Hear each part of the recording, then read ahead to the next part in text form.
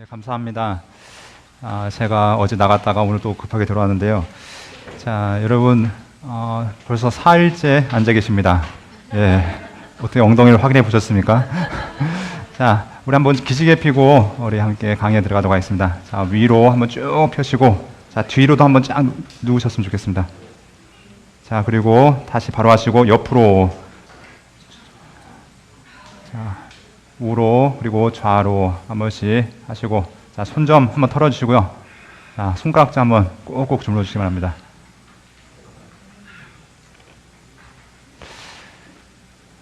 자, 지금 제 마음이 막 타들어가고 있습니다. 타들어간 이유가 뭘까요?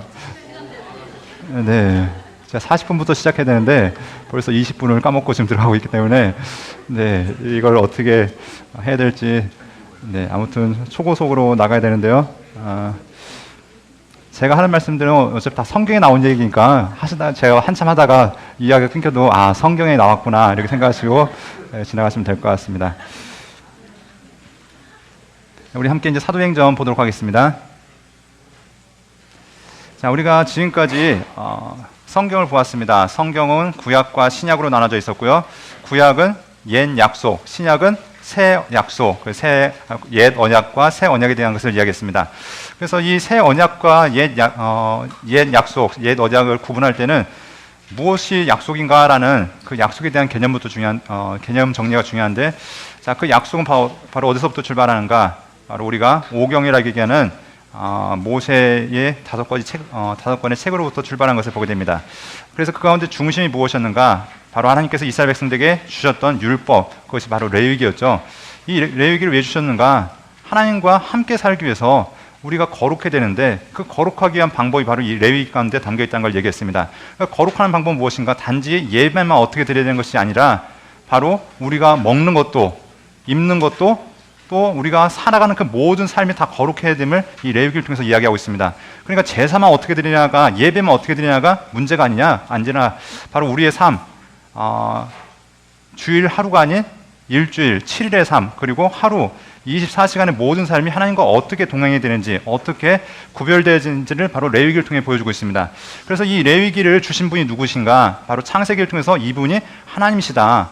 그분은 사람을 만드신데, 그럼 사람이라는 존재가 어떤 존재인가? 그래서 하나님께서 지으셨고, 하지만 하나님의 기대를 어긋나서 타락한 존재가 사람이었다. 하지만 하나님의 계획은 멈춰진 것이 아니라 지금도 계속 되어지고 있다는 것을 창세기를 통해 보여주고 있습니다. 그래서 자신들의 존재, 우리가 왜 이 땅에서 이렇게 율법을 받고 있는가? 우리의 근원이 무엇인가를 바로 또 창세기에서 이야기하고 있죠. 하나님께서 아브라함을 부르시고 이삭을 부르시고 야곱을 부르시고, 그리고 요셉과 그의 형제들, 유다와 그의 형제들을 부르심으로 바로 자신들이 이 자리에 있다는 것을 알게 되었습니다.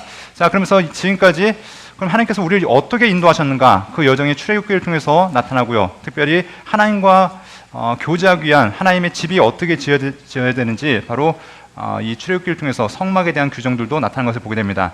자, 이제 말씀을 받은 이들은 곧바로 실전에 투입할 수 없습니다. 왜냐하면 400년이나 넘는 시간 동안 끊임없이 무엇을 보고 들었냐면 하나님에 대해서 배운 것이 아니라 세상이 어떻게 돌아가는지, 세상의 우상에 대해서 보고 배웠기 때문에 뼛속까지, 이름은 하나님의 백성이라는 이름을 가지고 있지만 뼛속까지 우상으로, 또 생각 자체가, 보는 눈 자체가 아직도 하나님의 백성이 되기에는 한참 부족했던 것을 보게 됩니다. 그래서 이들이 광야에서 40년 동안 훈련을 받게 되죠. 그 훈련받게 되는 계기가 바로 12명을 민수기 14장에 보면은 파수꾼으로 보냈는데, 그들이 정탐꾼으로 갔다가 와서 하는 믿음의 고백을 봤더니 야, 아직 멀었다. 그것을 통해서 40년 동안 훈련이 되어진 것을 보게 됩니다. 그래서 광야에서 40년 동안 훈련을 받는데 참 우여곡절이 많습니다. 참 하나님께서 매일매일 입히시고 먹이시고 마시게 하신 것을 보면서도 하나님을 믿습니까? 못 믿습니까? 못 믿죠. 여러분은 안 그렇죠? 네. 이 사람들은 맨날 만날 먹었으니까 믿음이 좋아야죠. 이들은 하나님께서 주시는 그 바위에서 물이 터져나온 것을 맞았으니까 믿음이 좋아야죠. 하늘에 구름이 떠 있고 또 불기둥이 떠 있는 걸 보면은 믿음이 당연히 좋아야죠. 그런데 왜 믿음이 이렇게 약할까요? 우리는 뭐 만나가 없으니까 믿음이 좀 약해도 괜찮고, 하늘에 구름기둥과 불기둥이 없으니까 그렇다고 치더라도 이 사람들은 믿음이 좋아야 될 텐데 그런데 우리도 당연하죠. 우리가 살아가고 있는 모든 것들이 다 하나님의 은혜입니다. 우리가 인정하지 않을 뿐이지 하나님의 은혜인 것을 인정한다면 우리도 믿음으로 살아갈 수밖에 없을 것입니다. 이들과 우리가 별 차이가 없다는 것입니다. 그런데 이들은 40년 동의 훈련이 아무튼 제대로 훈련되지 못하는 것을 보게 됩니다. 자, 그래도 어느 정도 바뀌어 나갑니다. 자, 그리고 이제 하나님께서 다시 한번 새로운 언약을 주시죠. 신명기, 되풀이하는 하나님의 명령이라는 뜻으로 이 레위기를 이제 가나안 땅에 들어가서 살아가야 될 사람들에게 되풀이함으로써 이제 실전을 다시 한번 경고하게 하신 것들을 우리가 알 수 있죠. 그래서 가나안 땅에 들어가서 너희가 어떻게 살아야 되는지, 이 레위기가 과거 출애굽한 사람들에게 주어졌던 말씀이라면 신명기는 이제 정말 살아야 되는 사람들에게 주어진 실전 율법이라는 것을 우리가 볼 수 있습니다. 자, 여기에 대한 이제 하나님의 말씀이 무엇이냐? 너희가 지금부터 살아가야 될 것은 누구만 바라봐야 되냐면 하나님만 바라봐야 된다. 하나님과 동행해야 되는데, 왜냐하면 너희는 하나님께 택하신 제사장 나라이기 때문에 말씀하고 있습니다. 그래서 이들은 이제부터 하나님 말씀 순종할 때 하나님이 역사하시고 그들에게 은혜 주신 것들을 체험하게 될 것입니다. 이것은 단지 그들만 복받는 것이 아니라 주변에 있는 모든 사람들이 그들을 통해서 하나님께 나오기 위한 하나님의 배려였습니다. 그런데 하나님께서 하라는 것들은 끝까지 안 하죠. 어떻게 하면은 세상의 유행과 세상의 문화를 쫓아갈까 하는 것들이 이스라엘 사람들의 모습이었던 것을 보게 됩니다. 하나님의 기대가 여호수아와 사사기와 또 그 왕정 시대를 통해서 담겨지지만 계속해서 하나님의 마음을 실망시킨 것을 볼 수 있습니다. 그럼에도 불구하고 하나님 포기하십니까? 포기하지 않으십니까? 포기하지 않으시죠. 하나님은 계속 기대하시고 계속 기회를 주십니다. 사람들은 계속 그 기회를 스스로 꺾어버립니다. 하나님께서 그렇게 하도록 하신 것이 아니라 사람들이 포기했던 겁니다. 그렇죠. 사람들의 운명이었습니까? 사람들의 선택이었습니까? 사람들의 선택이었습니다. 우리가 복음서에서도 예수님께서 오신 이유를 이야기하면서 그런 얘기를 했었죠. 하나님께서 예수님을 보내셨던 이유가 사람들의 구원이었는데 죽이기 위해서 보내셨는가? 아니었다겠죠. 먼저는 우리가 영접하는 것이었지만 하나님은 그 죽음까지도 선용하셔서 사람을 구원하셨다 말씀하셨습니다. 하나님의 기회가 있었고 하나님의 계획이 있었지만 사람들은 그 하나님의 기대와 계획을 다 엉망진창으로 만들었던 걸 보게 됩니다. 그럼에도 불구하고 하나님의 계획은 계속해서 흘러가고 있습니다. 자, 이렇게 하나님께서 우리를 통한 하나님의 구원을 진행시켜 나가는데, 특별히 먼저는 이스라엘 백성이었습니다. 이것이 담겨졌던 것이 바로 역사서에 담겨 있다고 얘기했죠. 그래서 역사서, 역대기까지의 그 역사 과정을 통해서 하나님께서 이스라엘 백성들을 어떻게 이끌어 가시는가. 그런데 그 가운데 하나님의 말씀에 순종하면 좋았겠지만 그들의 대부분의 삶이 불순종함으로 나타났던 것을 보게 됩니다. 이때마다 하나님께 다시 돌이켜라. 그러면서 하나님의 법을 따라, 신명기라는 그 율법을 따라, 모세오경이라는 그 율법을 따라서 다시 돌아오라고, 하나님 앞에 하나님이 기뻐하신 것이 무엇인지 바로 알라고 외쳤던 사람들, 이 사람들이 바로 예언자들이었고 또 기록된 책이 예언서였던 것을 보게 됩니다. 그리고 그 가운데서도 하나님의 말씀을 붙들고 씨름하고자 했던 자들, 그들의 고백이 바로 이 시가서 가운데 담겨있던 것을 우리가 살펴볼 수 있고요. 자, 이런 시기가 지나면서 말라기를 마지막으로 하나님의 실망과 더불어서 새로운 기대가 그 가운데 담겨 있는 것들을 보게 됩니다. 자, 때가 되어지면 내가 엘리야를 보낼 것이다 라는 말씀으로 이 말라기가 종료되어지지만 하나님의 역사는 그것으로 끝난 것이 아니었죠. 예, 우리가 신약과 구약 한 장이라는 그 페이지밖에 되지 않지만 이 속에 400년이라는 기간을 통해서 하나님의 준비하시고 하나님의 역사하심이 하나하나 계획되고 있다는 것을 우리가 살펴보았습니다. 그래서 어제 저녁에 중간사를 통해서 하나님께서 성경에 나타나지 않은 그 시대를 통해서 무엇을 하셨는가, 그래서 세상의 문명들을 어떻게 이끌어가셨고 세상의 역사를 어떻게 이끌어가는가를 우리가 볼 수 있었습니다. 자, 이 시대 가운데 우리가 잘 아는 뭐 공자도 이 시대에 태어났고요, 석가도 이 시대에 태어났고요, 또 뭐 소크라테스, 아무튼 세계 사상가들이라는 사람들이 대부분 다 이 시대에 태어났습니다. 자, 그러면서 세계의 아주 문명이 아주 발달하기 시작하는데 성경적인 역사를 보면은 무엇이 준비되어지냐면 세계가 헬라라는 문화 안에서 통일됨으로 이제 성경이 더 잘 보급될 수 있는 그런 문화적 언어적 기반이 닦이는 것을 우리가 볼 수 있습니다. 이러면서 세례 요한, 성경에서는 이 세례 요한을 마지막 구약의 선지자로 얘기합니다. 비록 신약에는 등장하지만 예수님의 앞길을 등장했던 새 언약이 시작하는 예수님의 앞길을 준비했던 구약의 마지막 선지자가 바로 세례 요한이었고요. 이 세례 요한의 사역을 이제 기점으로 통해서 바로 새 언약, 바로 복음서가 복음서의 역사가들이 나타난 것들을 보게 됩니다. 자, 성경에 보면 구약에는 역사의 틀이 창세기부터 역대기까지라고 보았다면 신약에서의 역사의 틀은 복음서부터 사도행전까지입니다. 그래서 이 틀을 기준으로 또 그 사이에 여러 가지 서신서들이 들어가고요. 또 마지막 그 요한계시록까지 우리가 들어가는 것을 볼 수 있습니다. 자, 복음서 4권을 통해서 하나님께서 새 언약으로 오신 예수 그리스도, 그분이 어떤 분인지를 보여주었습니다. 그래서 우리가 몇 시간 했죠? 복음서만 2시간 했고요. 그리고 그 전에 예수님의 생일을 하면서 예수님이 어떤 분이신지에 대해서 이야기했습니다. 자, 예수님을 통해서 이제 탄생하게 되는 것이 있는데 바로 무엇이냐면 교회입니다. 성경은 끊임없이 교회가 무엇이냐? 교회는 예수님 그분이다. 왜냐하면 교회는 예수님의 몸이다라고 얘기하고 있습니다. 그래서 교회의 머리 대신 예수 그리스도, 교회의 몸 된 우리들에 대해서 이야기하면서 교회가 예수님이다. 그것들을 이야기하고 있고요. 자, 그래서 이 교회를 어떻게 세워나가고 이 교회를 어떻게 지켜나가는지에 대한 이야기들이 바로 이 서신서들에 담겨 있는 것들을 보게 됩니다. 그리고 교회를 통해서 하나님께서 원하신 것이 무엇인가? 마지막 자기 택한 백성들을 세우시는데 그것이 바로 교회를 통해서 이루실 것을 이야기하고 있습니다. 요한계시록 우리가 근 3시간 가까운 시간 동안 마지막 날 열심히 할 텐데요. 자, 요한계시록 하면서 무엇을 얘기하는가? 하나님의 기대가 무엇인가? 우리는 요한계시록을 읽으면서 하나님은 세상을 멸망시키는 분, 뭐죠? 인을 7개씩이나 떼고 나팔을 7번 불고 대접을 7번 쏟아가지고 21번의 재앙을 쏟아부으신 분이 아니라 그분은 우리가 요한계시록을 통해서 하나님의 목적이 재앙과 심판이 아니라 그분은 자기 백성을 어떻게 구원하실 것인가, 택함 받은 백성을 통해서 저 천국에서 하나님을 예배하는 그 공동체가 어떻게 이루어질 것인가, 이것들을 이야기하고 있다는 것을 우리가 보아야 될 것입니다. 다시 말해서 창세기에서 말씀하시던 하나님은 요한계시록까지 동일하신 하나님일까요? 아니면 중간에 마음이 바뀌었을까요?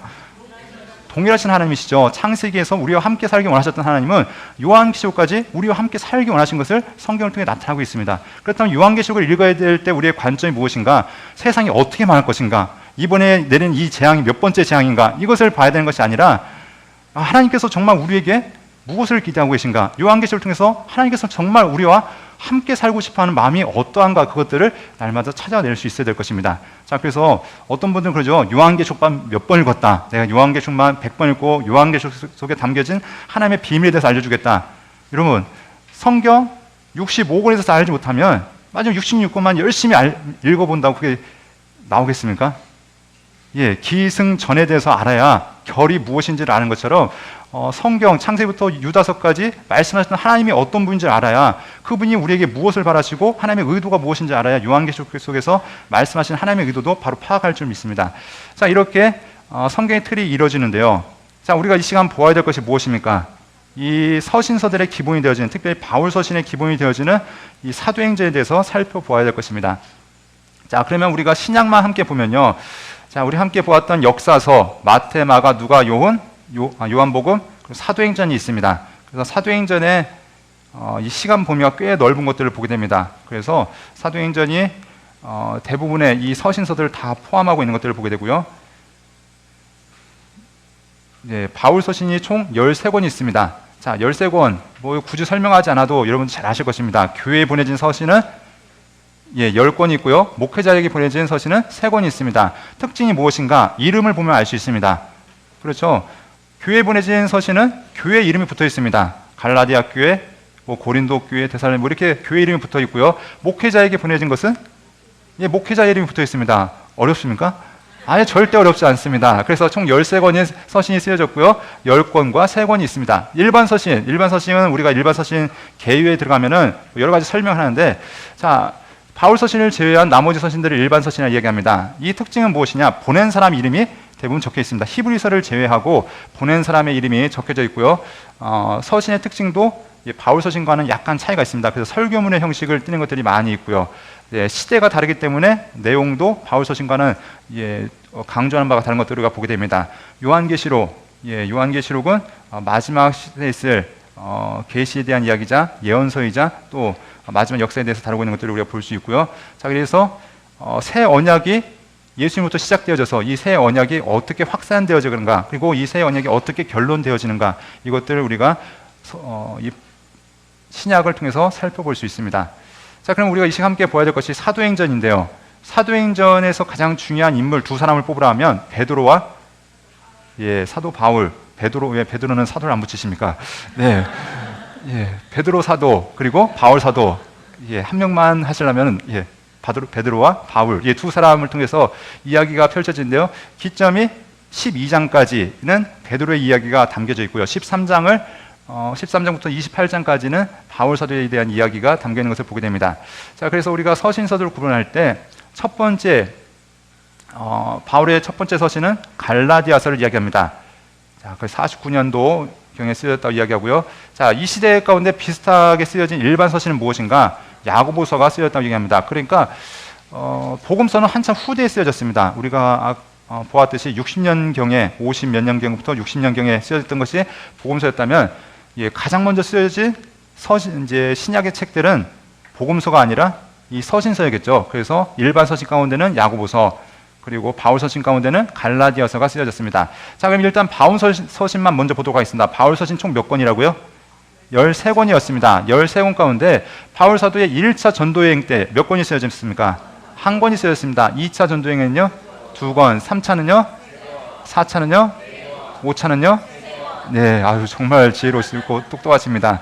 네, 이렇게 되는데 사역 기간은 약 2년 정도 되어집니다. 1차 전도의 여정은 2년, 2차는 3년, 3차는 4년, 4차는 5년, 5차는 약 5년에서 6년 이렇게 보고 있습니다. 그러니까 하나씩 올라간다. 서신은 각 차수에 한 권씩 늘어나고요.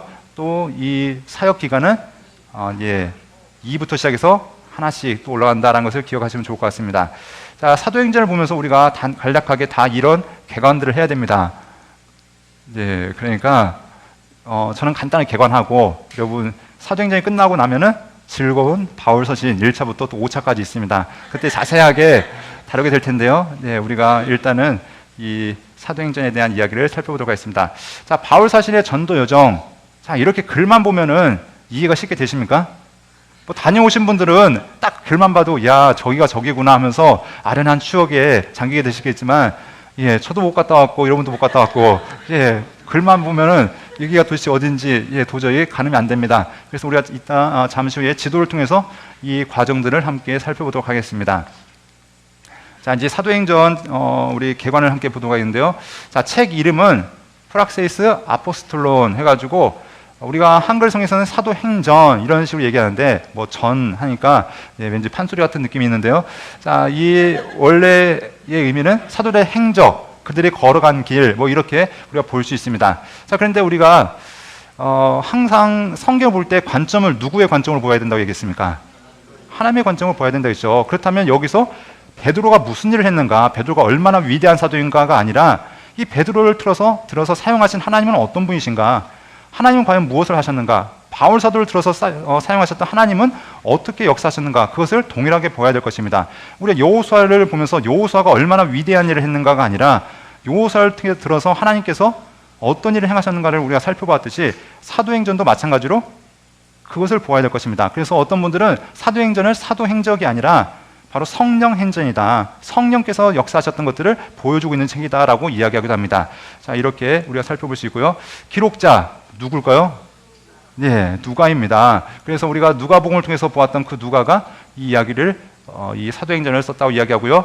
자, 출신에 대해서 이야기하면은 일단은 헬라 출신이었고요. 직업은 의사였다고 얘기합니다. 그리고 2차 전도여행 때 드로에서부터 합류했고요. 그래서 같이 바울 사도가 함께 그 로마까지 가서 바울 사도의 그 모든 삶을 기록한 사람이 바로 이 누가라고 이야기합니다. 자, 그리고 예, 수신자는 누구인가? 데오빌로라고 얘기합니다. 데오빌로. 자, 여기 혹시 예, 뭔가 네. 여기 보면은 크라티스테, 테오필레 이렇게 얘기하는데요. 데오빌레에게 분한다 이렇게 얘기하는데 데오빌로라는 말의 뜻을 여러분 잘 아실 겁니다. 다 아시죠? 네. 테오스 필로스라는 뜻을 가지고 해서 하나님의 사랑하는 자 또는 하나님의 친구 이렇게 이야기되어지고 있습니다. 그래서 이 데오빌로가 정말 실존 인물이냐 아니면 가상의 인물이냐 이런 이야기들이 좀 있습니다. 우리 누가복음에서도 언급했었죠. 설명 다 하셨죠? 네, 넘어가겠습니다. 자, 이렇게 데오빌로에 대한 이야기들이 있는데 그래서 이런 거 설명들을 찾아보시면 되겠고요. 자, 연대입니다. 이 사도행전이 언제 기록되었을까? 그래서 많은 사람들이 많은 연대를 추정하는데 바로 61년도에서 62년경이 아니었을까? 이 기간이 언제냐면 바울 사도가 로마에서 연금되었을 때입니다. 왜냐하면 왜 이 시기를 잡냐면 그 이후에 이야기가 나올까요? 안 나올까요? 예, 로마에 연금된 이야기 이후에 그 기록이 없기 때문에 아마도 누가가 이 로마에 같이 가서 거기까지의 삶을 다 보고 자료들 수집해서 이때 적지 않았을까라고 보고 있습니다. 왜냐하면 그 위에 적었으면 바울 사도가 뭐 서바나까지 갔다도 적었겠죠. 그런데 내용상에 등장하지 않기 때문에 아마 이곳에서 아마 적지 않았을까라고 얘기합니다. 바울 사도의 전도 여정 거리, 예, 총 전도 여정 거리를 요즘 이제 단위를 환산해 봤더니 약 25,000km 정도를 갔다고 얘기합니다. 어마어마한 거리입니다. 차를 타고 이동해도 어마어마한 거리인데 예, 이것을 대부분 도보로 배를 타기도 했지만 대부분은 도보로 이렇게 갔던 것을 보게 되고요. 특별히 이 중간사 시대를 통해서 로마가 전 세계로 확장하면서 무엇을 다 건설했냐면 로마의 도로를 건설했습니다. 그래서 유명한 말이 있죠. 모든 길은 로마로 통한다. 예, 여러분들 공부를 많이 하셨군요. 자, 이렇게 이 길을 따라서 바울 사도가 바로 전도 여행을 아주 효율적으로 했던 것을 보게 됩니다. 첫 번째 전도 여정을 할 때 바울 사도는 가장 먼저 어디에 들리냐면 유대인의 회당을 먼저 방문합니다. 회당을 방문해서 그 가운데 유대인들을 대상으로 먼저 복음을 전하고 회당이 없을 경우에는 강가나 해변가에 가서 전하는데요. 먼저는 유대인에게 전했지만 그 후에는 이제 헬라인에게 그 복음이 전파되었던 것을 보게 됩니다. 자, 바울 사도에게 있어서는 유대인과 이방인의 구분이 있었습니까? 없었습니까? 없었죠. 자, 그래서 이것이 문제가 되어졌습니다. 왜냐하면 유대인들은 할례를 받아야 된다고 율법을 지켜야 된다고 끊임없이 얘기했는데 바울 사도는 아니야, 율법이 아니라 무엇을 통해서? 믿음을 통해서 내가 구원받는다는 것을 끊임없이 이야기했던 것을 보게 됩니다. 자, 전도 여정은 1차부터 갈수록 점점 길어지고 있습니다. 1차 전도 여정보다 2차가 더 길고요. 2차보다 3차가 더 길고요. 이렇게 4차는 뭐 직선거리로 갔으니까 그렇다 하지만 5차는 더 서바나까지 갔다 왔으니까 점점 길어졌던 것을 우리가 볼 수 있고요. 자, 일루리곤, 자, 오늘날의 크로아티아, 그러니까 로마 근방에 있었던 것까지 갔다라고 이야기하고 있습니다. 또는 저 서바나까지 갔다는 사람도 있고요. 어떤 자료에 의하면 바울 사도가 영국까지 가지 않았을까라고 그런 자료도 있다고 하는데 밝혀지진 않았습니다. 자, 이런 여정이 있고요. 자, 이렇게 여러 선들이 있죠. 빨간 선, 뭐 검은 선, 녹색 선, 그리고 파란 선, 이것들이 바로 바울 사도가 이동했던 거리들을 보여주고 있습니다. 여기는 성경에 나왔던 1차부터 4차까지고요. 만약에 사도행전에 기록되지 않았던 저 바울의 마지막 서신에 적혀진 바에 의하면 아마도 저 서바나까지 갔다가 오지 않았을까라고 이렇게 이야기하는 경우도 있습니다. 자, 배경입니다. 사도행전은 언제부터 시작되어지는가? 예수님의 승천부터 시작되어집니다. 예수님께서 감람산에서 제들이 함께 모여있는 가운데 하늘에 승천하면서부터 사도행전이 시작되어지고요. 자, 그리고 맞춰지는 것은 바울 사도가 연금되어지는 것으로 맞춰지고 있습니다. 자, 그리고 이때 유대 상황은 어떤가? 바로 우리 레반트 지역이라고 얘기하는 이 지역은 로마의 지배 아래에 있었습니다. 그리고 당시의 황제는 티베리우스였고요. 이 티베리우스 때 예수님이 죽으셨습니다.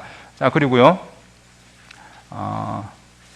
사도행전 예수님이 이제 승천하시고 난 다음부터 대부분 사건은 로마 황제가 바뀌어집니다. 언제냐면 이때는 글라우디오라고 얘기하는 그리고 마지막에는 네로, 이때는 바울 사도의 후반기로 우리 볼 수 있겠죠. 그래서 기독교 박해가 이제 점점 심화되는 것들을 우리가 확인해 볼 수 있습니다. 글라우디오의 가장 큰 사역은 무엇이냐면 로마에 있던 유대인들을 쫓아낸 것이었죠. 그래서 그때 쫓겨났던 브리스길라 아굴라가 고린도로 왔던 것, 여러분들 성경을 통해서 보셨을 겁니다. 자, 이렇게 이런 일들이 있었고요. 네로 때에는 이 바울 사도가 순교하는 일들이 있었습니다. 자, 그럼 기록 목적이 무엇입니까?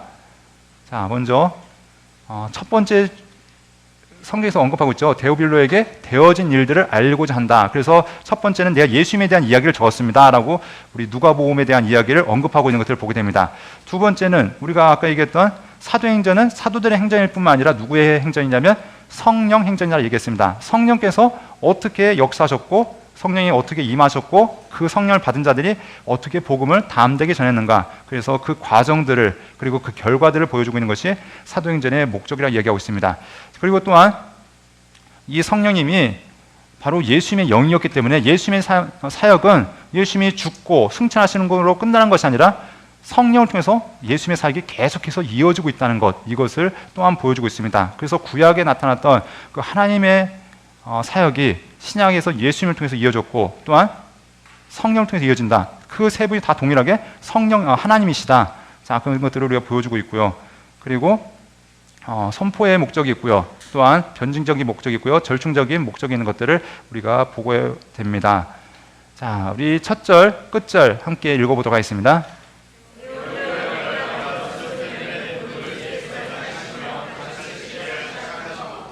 네, 그래.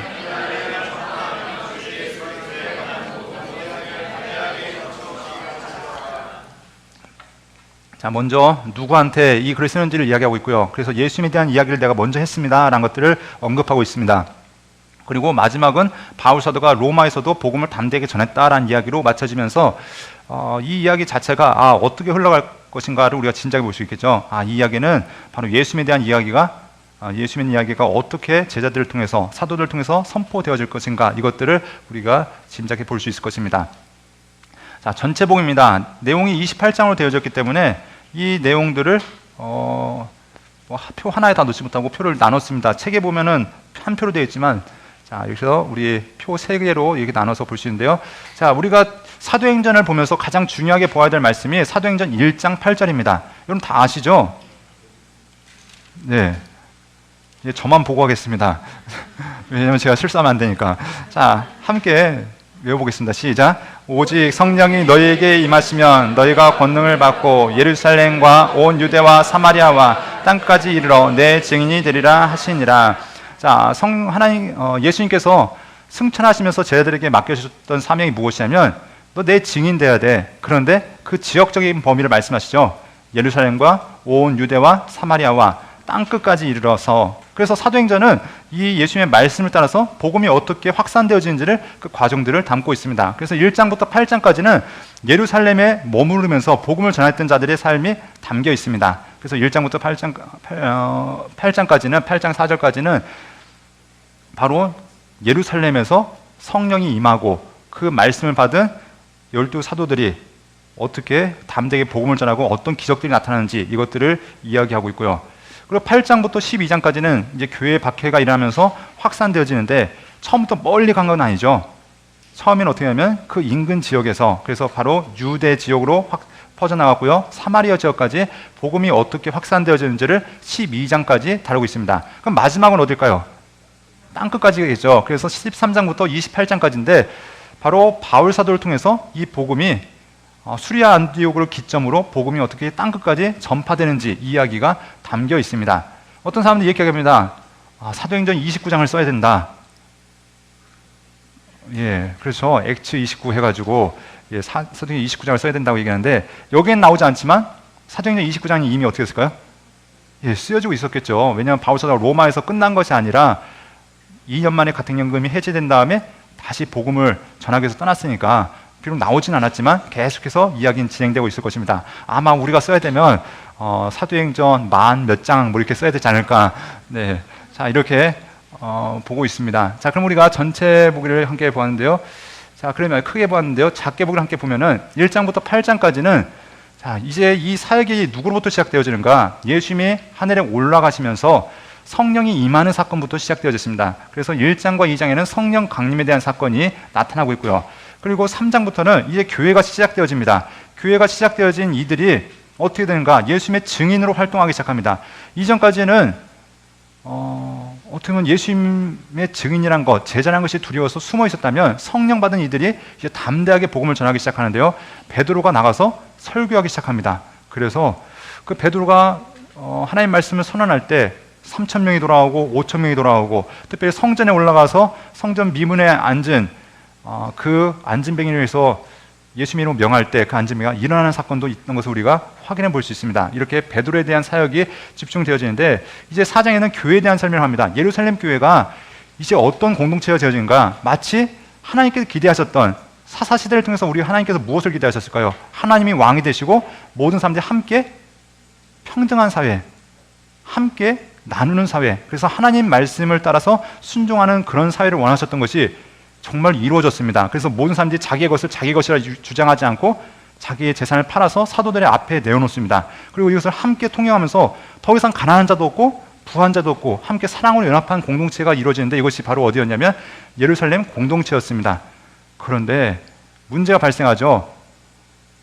이 중에 유명했던 바라바라는 사람, 요셉이라는 한 사람이 자기 재산을 다 팔아가지고 사도들 앞에 놨습니다. 이것이 사람들한테 칭송을 받으니까 아나니아 삽비라는 사람이 어떻게 합니까? 우와, 야, 우리도 저렇게 칭찬받고 싶다. 어떻게 보면은 이런 걸 거룩한 부담감이라고 하죠. 나도 저렇게 하고 싶다. 그런데 팔고 났더니 무엇이 생깁니까? 욕심이 생기죠. 그러면서 이것들을 속이기 시작합니다.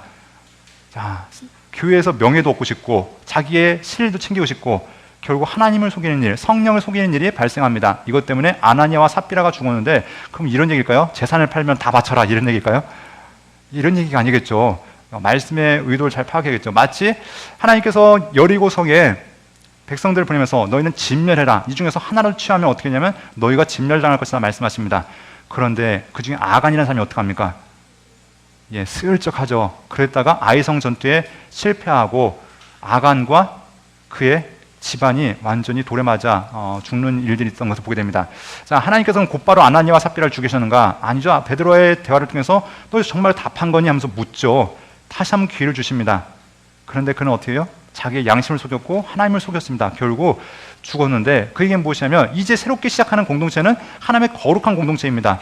하나님께서 이스라엘의 거룩을 위해서 아간을 죽이셨던 것처럼 마찬가지로 교회의 거룩함을 위해서 이 아나니아와 삽비라를 죽이심으로 다시 한번 정말 하나님의 역사에 대해서 성령이 어떤 분이신지에 대해서 교회의 공동체의 의미가 무엇인지에 대해서 단지 이 공동체는 사람들의 친교 모임이 아니라 이것은 바로 예수님의 몸이고 예수님의 피로 값주시고 사실 정말 하나님의 기대하신 바란 것들을 기대하시는 모임이라는 것들을 이들이 다시 한번 깨닫게 되는 것을 알 수 있습니다.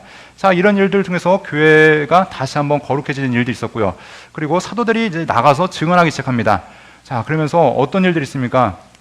사도들이 담대하게 복음을 전하는 일들이 있고요. 특별히 이 가운데 뭐 공회에서도 전하고요. 또 감옥에도 갇히고요 하면서 복음을 전하는 일들이 있습니다.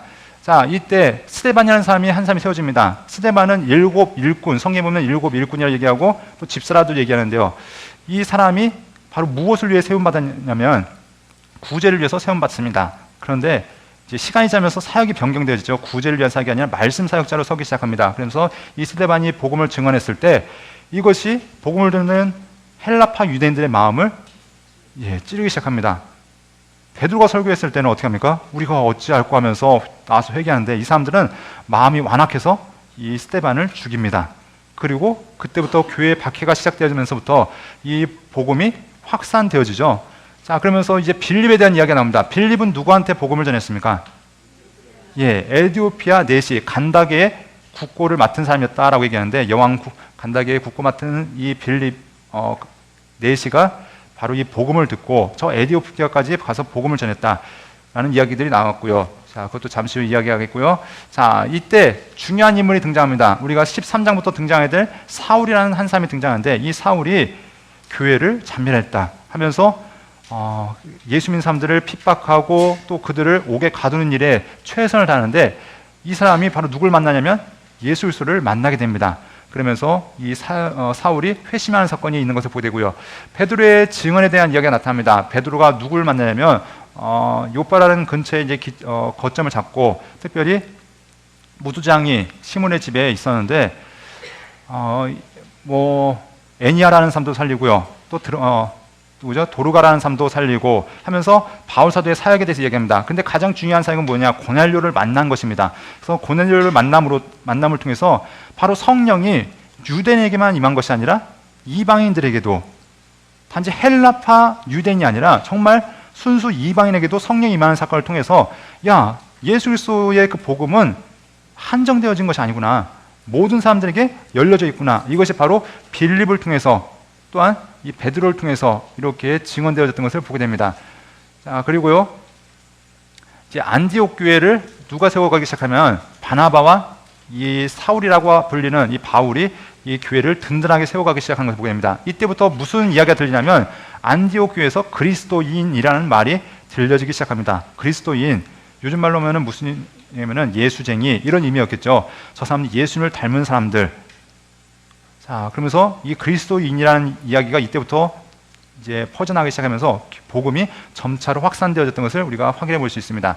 그리고 헤롯이 박해하기 시작하죠. 그러면서 베드로도 옥에 투옥됐었고요.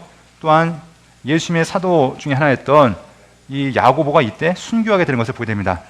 그리고 헤롯은 결국 자기의 영광을 구하다가 이제 충이 먹어서, 벌레 먹어서 죽었다라는 이야기로 또한 이 헤롯에 대한 이야기를 마치는 것을 보게 됩니다. 자, 이걸로 이제 유대와 사마리아에 대한 증인들에 대한 이야기를 마치고 있습니다. 그 다음부터는 이제 어떻게 되는가? 이 레반트 지역이 아니라 복음이 확산되어지죠. 그래서 저 소아시아를 넘어서 당시 유럽이라고 이야기했던 마게도냐와 아가야, 그리고 또 로마까지 복음이 확산되어진 것을 확인해 볼 수 있습니다. 그래서 땅끝까지의 증인인데, 자, 이 이야기는 자, 어떻게 되어지는가? 자, 13장부터 14장까지 바울 사도가 1차 전도 여정이 나옵니다. 그리고 15장에는 예루살렘 회의가 나타나죠. 이 회의의 주된 주제가 무엇입니까? 예, 선교 보고였는데 어떤 내용이었을까요? 예, 유대인들에게 율법을 지키게 해야 될 것이, 유대인이 아니라 이방인들에게 율법을 지키게 해야 될 것인가, 아니면 정말 예수님만 믿음으로 충분한가? 이때 결론이 무엇이었냐면 이방인들에게 우리도 지지 못했던 그 짐을 지게 하지 말자. 그러면서 다만 목매어 죽인 것과 피를 먹지 말 것들, 이 부정한 음식을 먹지 말 것들을 이야기합니다. 권고사항이었죠. 그것도 필수가 아니라 권고사항이었던 것을 보게 됩니다. 자, 이러면서 예루살렘 회를 통해서 이제 복음이 더 확산되어질 그런 기틀이 마련되었던 것을 보게 됩니다. 바울 사도가 2차 전도여행을 떠나는데 1차 전도여행을 바나바와 바울과 마가가 함께 떠났다면 2차 전도 여정은 두 패로 갈라집니다. 두 편으로 갈라져서 바나바는 마가와 함께, 그리고 바울 사도는 실라와 함께 떠나게 됩니다. 전도여행을 여정을 떠나는 가운데 중요한 사역자들 만나게 되는데, 바로 루스드라는 곳에서 디모데를 만나게 되고요. 또 드로아를 거치면서 누가를 만나게 됩니다. 자, 3차 전도 여정, 2차 전도 여행 가운데 또 만난 사람이 누구였냐면 브리스길라 아굴라도 이때 만나게 된 것을 우리가 확인해 볼 수 있습니다. 자, 3차 전도 여정은 다시 2차 전도 여정의 코스와 비슷한 것을 밟는데요. 자, 경로가 약간 달라지죠. 2차 전도 여정이 유럽 중심으로 복음이 전해졌다면 3차 전도 여정은 소아시아 지역을 중심으로 이렇게 복음이 펼쳐진 것을 보게 됩니다. 그리고 자, 21장부터는 3차 전도여행이 마쳐지고 나서 바울 사도가 예루살렘에서 체포가 되어집니다. 그리고 그 로마까지 가는 여정이 있는데, 그래서 예루살렘에 체포가 되어져서 가이사랴에서 2년 동안 구금이 되어지고, 또한 배를 타고 유라굴로라는 광풍을 만나면서까지 로마에 가게 되는 이야기, 이런 이야기들이 바로 로마 이 사도행전 28장까지 이야기인데요. 여기는 굳이 4차 전도의 여행이라고 적진 않았지만, 바울 사도가 어떻게 보면 이게 어떻게 4차 전도 여정이냐. 그런데 바울 사도는 어느 곳에 있든지 무엇을 전했습니까? 복음을 전했죠. 예루살렘에 있을 때도 복음을 전했고, 가이사랴에 체포되어 있을 때도 복음을 전했고, 배를 타고 가면서도 복음을 전했고, 멜리데라는 섬에 갔을 때도 복음을 전했고, 로마에 가서도 복음을 전했고. 그러면 뭐예요? 복음을 전한 여정이죠. 그러니까 우리가 볼 때는 야, 그거 죄소로 가는 여정 아니냐. 그런데 이 역시 바울 사도에게 있어서는 전도 여정이었다. 그래서 4차 전도 여정으로 우리가 살펴볼 수 있습니다. 자, 그러면 이제부터 자세히 보기를 들어가도록 해야겠는데요.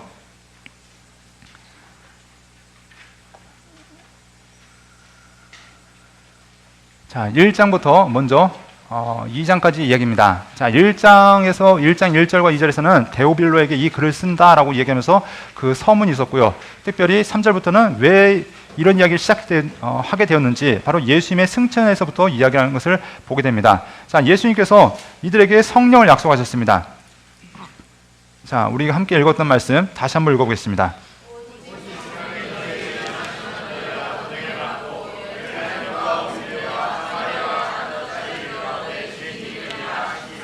자, 이제부터 예수님께서 하신 말씀을 따라서 이들이 살아가야 됩니다. 그래서 우리가 함께 보았죠. 이 구조를 따라서 사도행전이 전개되어진다는 것을 우리가 보았는데요. 자, 예수님께서 하신 말씀이 무엇이냐면 너희가 먼저 예루살렘을 떠나지 말라로 얘기하십니다. 예루살렘은 안전한 곳이었을까요? 위험한 곳이었을까요? 위험한 곳이죠. 왜냐하면 예수님이 유대인들에게 또 로마의 당국에 체포되어서 죽임을 당했습니다. 그런 얘기는 예수님의 추종자들도 결국 그런 동일한 위험을 당할 수 있는 그런 처지에 있다는 것입니다. 그런데 예수님께서는 예루살렘을 떠나지 말고 약속하신 성령을 기다리라 말씀하십니다. 자, 그때 성령이 약속하시고 예수님께서 하늘에 올라가시죠. 이 올라가신 그곳이 바로 어디였는가? 감람산, 올리브산 이렇게 얘기합니다. 그래서 이곳에서 올라가신 예수님이 다시 약속하신 것이 무엇이냐면 올라가신 그대로 다시 오실 것이라고 말씀한 것을 보게 됩니다. 그래서 두 천사가 이야기하는 것이 갈릴 사람들아 하면서 하늘로 가심을 본 그대로 다시 오실 것이다 말씀하는 것을 보게 됩니다. 자, 예수님의 제자들이 모여서 무엇을 하는가? 이제는 모여서 기도하기 시작합니다. 우리는 이때 어디에 모였다고 얘기하죠? 네, 다락방에 올라갔다라고 얘기합니다. 자, 그런데 우리가 기억해야 될 것은 이스라엘에 다락방이 있을까요?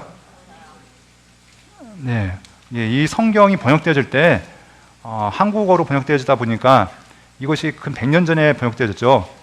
200년은 안 됐지만, 자, 번역되어지면서 당시 우리나라 사람들이 이해할 수 있는 언어로 번역이 되었을 겁니다. 한국에 당시 2층 집이 많았을까요? 거의 초가집에다가 거의 단층집, 왕궁이라고 해봤자 왕궁도 거의 단층입니다. 뭐 저런 여러 가지 정자들이나 2층 뭐 이렇게 좋지. 그러니까 당시 사람들에게 2층 하면은 이해가 잘 안 되는 개념이었을 겁니다. 그래서 설명하다 보니까 뭐요? 아, 방 위에 방이 있대. 뭐요? 아, 다락방. 그런데 여러분 이스라엘 가보신 분은 아시겠지만 가면은 다락방입니까 그게? 아니요. 우리나라 다락방은 가면은 허리를 숙여야 됩니다. 보통 부엌 위에 위치해 있죠. 그런데 그것은 2층 홀입니다. 2층 거대한 홀이라서 성경은 뭐 한 120명이 들어갔다 얘기하는데, 자, 이렇게 많은 사람들이 들어갔다 얘기합니다. 근데 처음에 들어갔을 때는 이들이 120명이었는가? 그건 모릅니다. 자, 그럼 처음에는 모여서 어떻게 했는가? 처음에는 모여서 기도했습니다. 그리고 그 다음에 모였는데 한 120명 됐다라고 이야기합니다. 그러니까 우리 1장과 2장의 사건이 동일하게 그냥 한 장소에 모여서 다 이루어진 것이 아니라 시간적인 차이가 있다는 것을 기억하셔야 됩니다. 그래서 처음에는 모여서 기도했고 그 다음에 모였는데 한 120명 모였고 또 이런 이야기들이 있습니다. 자, 120명 정도 모였을 때 무슨 일을 하는가? 이들이 마띠아를 뽑습니다. 마띠아 누구였죠? 다락방에 대한 이야기였고요. 자, 마띠아를 뽑는데 바로 왜냐하면 예수님의 제자들 가운데 한 명이 결혼에 생겼습니다. 누구였냐면 가룟 유다가 목숨을 스스로 끊었기 때문에 이제 한 사람이 비기 때문에 예수님께서 세웠던 12명의 숫자를 맞추기 위해서 제자를 뽑아야 되는데, 그러면 제자를 뽑는 기준이 무엇이었을까요? 네, 21절, 22절 말씀 함께 보겠습니다.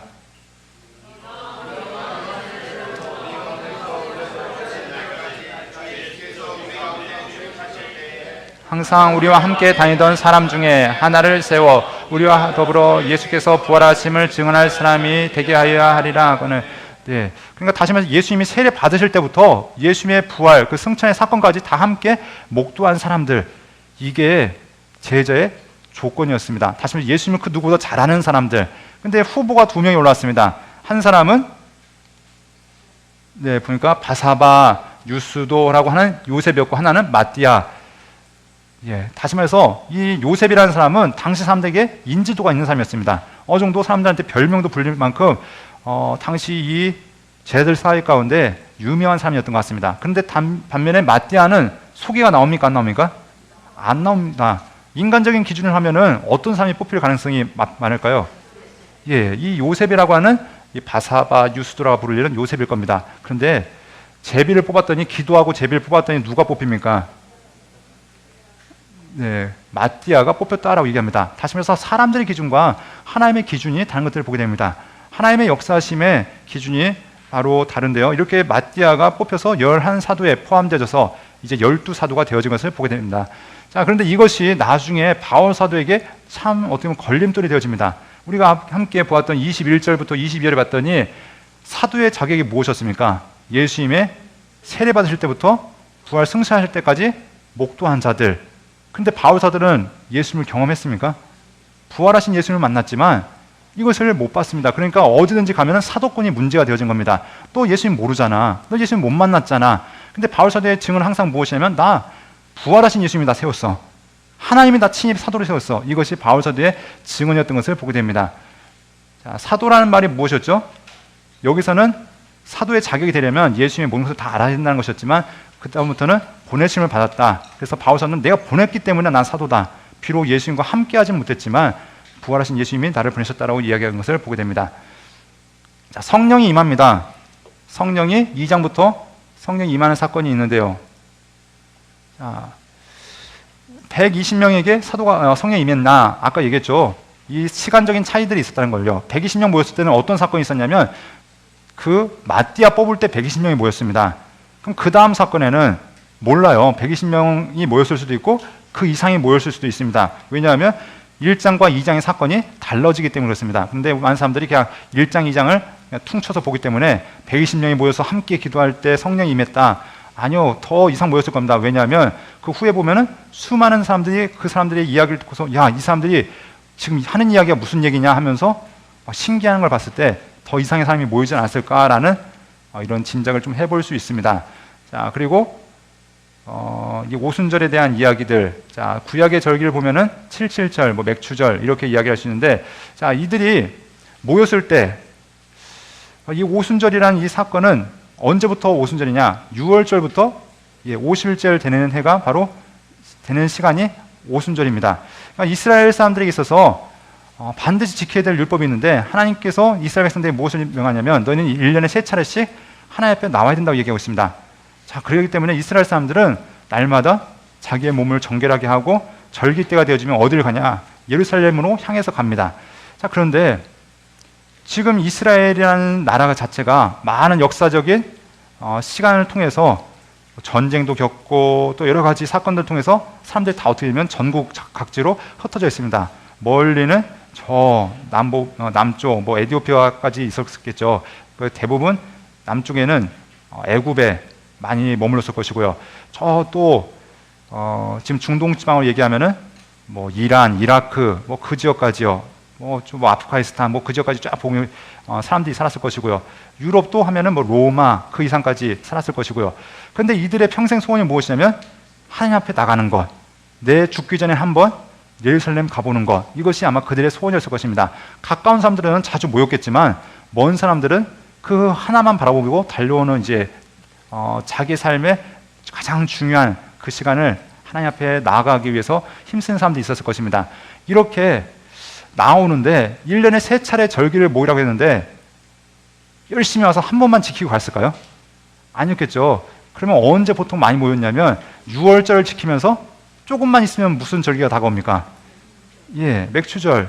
그 절기가 다가오니까 어떻게 하면 기다리는 겁니다. 그래도 이때까지 지키고 가야지 하면서 한 50일만 기다리면 맥추절이 오니까 그러면서 이스라엘에 수많은 사람들이 모여 있었을 것입니다. 역사 기록에 의하면 당시 예루살렘의 인구 최대로 잡아봤자 한 7만은 안 넘었다고 얘기합니다. 한 4만에서 7만 사이로 왔다 갔다 얘기하는데, 그런데 이 절기 때가 되어지면 이 예루살렘에 금 100만 명 가까이 모였다고 얘기합니다. 그러니까 어마어마한 사람들이 꾸역꾸역 몰려들었던 거죠. 그리고 이때 예수님의 십자가에 못 박을 때 찬성했던 수많은 사람들이 바로 이 가운데 있었을 것입니다. 그런데 이때까지 오순절 때까지 남아있던 이 사람들은 무엇을 목도하게 되냐면 예수님의 죽음과 더불어서 성령이 임하는 사건까지 목도하게 되는 것을 우리가 확인해 볼 수 있습니다. 자, 그러면 2장 1절에 이때 어떤 사건이 있었는가 한번 읽어보도록 하겠습니다. 2장 1절부터 4절까지 함께 읽겠습니다. 시작.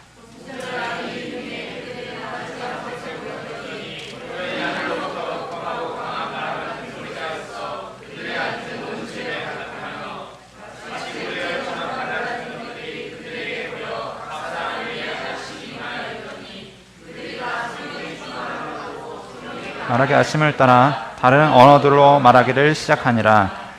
아멘. 자, 우리가 보면 오순절 날에 성령이 성령의 임재가 있었습니다. 그런데 어떤 사람들이 이렇게 생각하는 사람이 있어요. 이제 6월절 후부터 50일 동안 정말 죽자고 기도했구나. 그런데 그건 아니죠. 왜냐하면 예수님께서 부활하신 다음에 며칠 동안 같이 계셨습니까? 40일 동안 같이 계셨으니까 그게 오순절부터 딱 40일이 아니라 부활하시고 나서 40일이니까 이들이 기도하는 것 최대한 잡자 한 일주일 안 됐을 겁니다. 이렇게 왜냐하면은 모여서 또 제자들을 뽑았죠. 하니까 길게 잡아야 한 일주일이었을 겁니다. 그런데 그들이 합심해서 기도할 때 어떤 일이 일어났냐면 성령이 임하는 사건이 있었습니다. 그런데 그들의 성령이 임하면서 가장 먼저 일어난 사건은 무엇이었는가? 4절 말씀이었더니 다른 언어들로 말하기 시작했다. 다른 얘기하면 방언이죠. 그럼 그때의 방언과 지금의 방언 차이가 있을까요? 없을까요? 분명 차이가 있습니다. 왜냐하면 그때의 방언은 사람들이 알아들었습니다. 지금의 방언은 못 알아듣죠. 나도 못 알아듣고 상대방도 못 알아듣고. 근데 그때는 나는 못 알아들어도 다른 나라에 온 사람들이 알아들었다는 겁니다. 성경에서 다른 언어로 이야기했다. 자, 근데 이 사건이 무엇과 연관이 있을까요? 우리 바벨탑 사건과 연관을 지어야 될 겁니다. 왜냐하면 하나님 말씀을 떠났던 그들, 하나님이 하지 말라고 한 것에 했던 그들, 바벨탑을 열심히 쌓아오면서 하나님 앞에 나아가고자 했던 그들은 언어가 달라져서 다 흩어져 버렸습니다. 이제 서로 말이 안 통하는 겁니다. 그런데 성령이 임하니까 어떤 사건이 있습니까? 이제 다 말이 뜻이 통용되어지기 시작합니다. 다른 얘기를 하면은 이것이 무엇에 예표였냐면 하나님 나라가 어떤 것인지를 이제 보여준 것입니다. 하나님 안에서 모두가 한 형제가 되어지는, 하나가 되어지는 역사가 이 가운데 있었던 것들을 보게 됩니다. 자, 이런 언어의 하나 되는 역사가 있었던 것을 우리가 보게 되어지고요. 자, 이런 다음에 이 말 때문에 난리가 납니다. 왜냐하면 이 사람들이 하는 이야기가 도대체 무슨 뜻이냐? 이 사람들이 예수님에 대해서 얘기하는데 이게 무슨 의미냐 하면서 사람들이 소동하면서 또한 이들에게 나타났던 성령 때문에 소동이 나는 것을 보게 됩니다. 이들이 성령 때문에 희한한 사건이 나타나니까 처음에 막 조롱하죠. 이들이 술에 취했다라고 조롱하는데 베드로가 이제 설교하기 시작합니다. 그 설교의 내용은 무엇이냐면 너희가 예수님을 죽였다. 왜냐하면 당시에 모였던 사람들 대부분 어떤 사람들이라고요? 6월절에 왔다가 아직도 예루살렘에 모여있던 사람들, 대부분 예수님이 죽는데 손을 들었던 무리들. 그러니까 이들한테 얘기하는데 이들의 반응이 무엇입니까? 우리가 어찌할꼬 하면서 회개하는 역사가 나타납니다. 이러면서 하나님께 돌아오는 일들이 있는데, 자, 베드로가 담대하게 복음을 전하면서 이때 하나님의 역사가 강하게 나타났던 것을 우리가 확인해 볼 수 있습니다. 자, 그리고 교회가 이제 점점 든든해져 나가는데 그 교회의 모습이 어떻게 되어졌는가? 42절부터 일단 44절까지 함께 보겠습니다.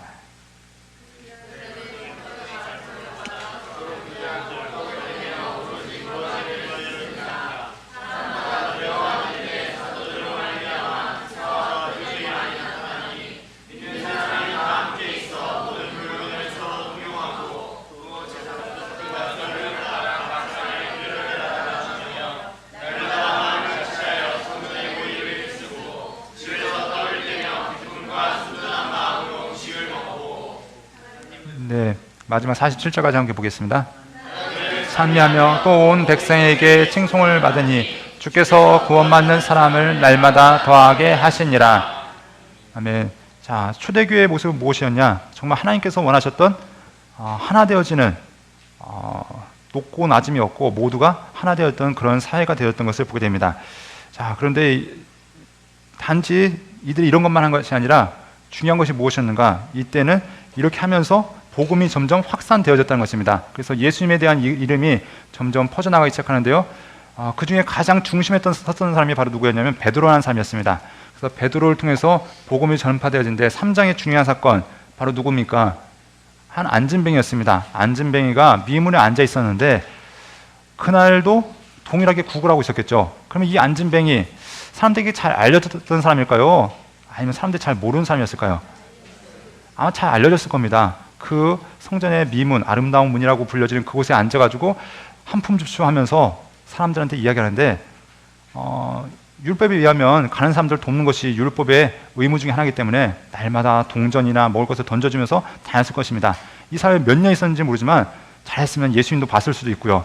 자, 그런데 이 사람이 그날도 동일하게 그러고 있었는데 베드로와 요한도 그날도 동일하게 가고 있었고요. 그런데 그날 하나님의 역사가 나타납니다.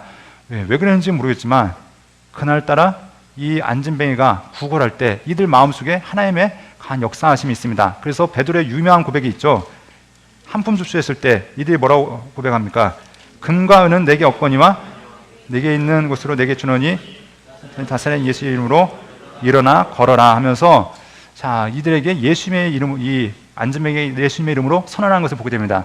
이때 이 사람이 걷고 뛰면서 어디에 들어갑니까? 네, 하나님을 찬송하고 성전에 들어갑니다. 자, 이제 사람들한테 예수 믿으세요 증언하지 않아도 누가 홍보 효과를 아주 톡톡히 하고 있습니까? 이 안진뱅이 다 아는 사람인데 이 사람이 성전에서 막 뛰고 있습니다. 그러니까 야, 저 사람이 도대체 왜 저렇게 된 거냐 하면서 사람들이 궁금증을 갖기 시작했을 것이고요. 그러다 보니까 누구한테 주목되어집니까?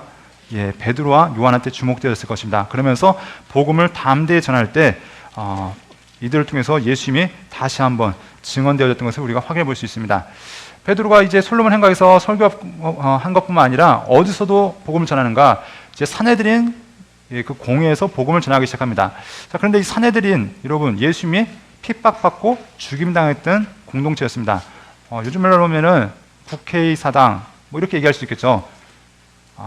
나라의 종교 지도자들이자 정치, 이 유대의 종교로 이 나라를 다스리는 이 공회인데 예수님을 잡아 죽였던 그곳, 또 예수님이 전에 베드로가 예수님을 모른다고 부인하게 됐던 그 원인이 되었던 그곳에서 베드로는 어떻게 하냐? 담대하게 복음을 선포하고 있는 것들을 보게 됩니다. 자, 이 베드로의 설교가 담겨 있는데요. 자, 우리 함께 1절부터 4절까지 함께 먼저 보도록 하겠습니다.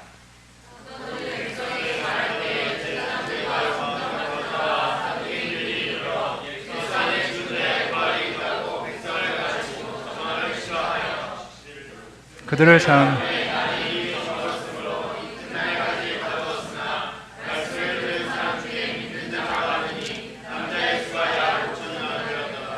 자, 이렇게 하면서 이들이 복음을 받으면서 5천 명이 넘는 사람들이 복음을 받아들이니까 이들이 어떻게 하냐면 이제 베드로를 끌고 와서 다시 한번 이들 신문하는 과정 가운데 베드로가 산헤드린 공회에서 복음을 담대하게 선포하는 과정들이 있는 것들을 보게 됩니다. 자, 사람들은 이제 사도들을 박해하지만 복음은 점점 더 확산되어집니다. 자, 그래서 자, 이들이 고난받는 것을 기뻐하면서 복음을 담대하게 선포하기 시작하는데요. 자, 이런 가운데 교회가 더 든든하게 하나 되어지기 시작합니다. 교회가 하나 될 때 어떤 역사가 있었냐면 서로 음식을 나누는 사건이 있었습니다. 서로 음식을 나누고 통용하는 사건이 있었는데요. 자, 이 시간도 한번 그 역사를 맛보도록 하겠습니다.